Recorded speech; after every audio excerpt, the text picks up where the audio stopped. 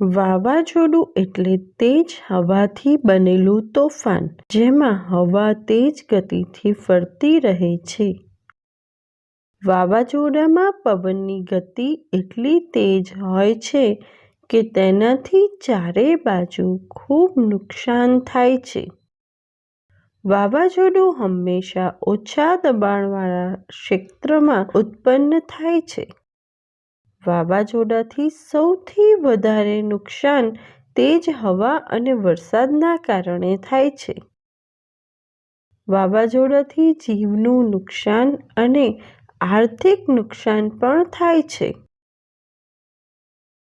વાવાઝોડું તેના રસ્તામાં આવતી બધી ચીજવસ્તુઓને નુકસાન કરે છે. ગ્લોબલ વોર્મિંગના કારણે ગ્લેશિયરનું પીગળવું પણ વાવાઝોડુંનું મુખ્ય કારણ છે. જંગલોનો નાશ પણ વાવાઝોડાનું મુખ્ય કારણ છે. વાવાઝોડાથી સૌથી વધારે નુકસાન ખેડૂતોને થાય છે.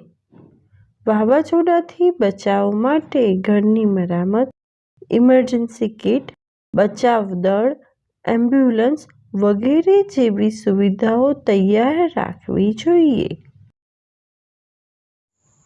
Thanks for watching.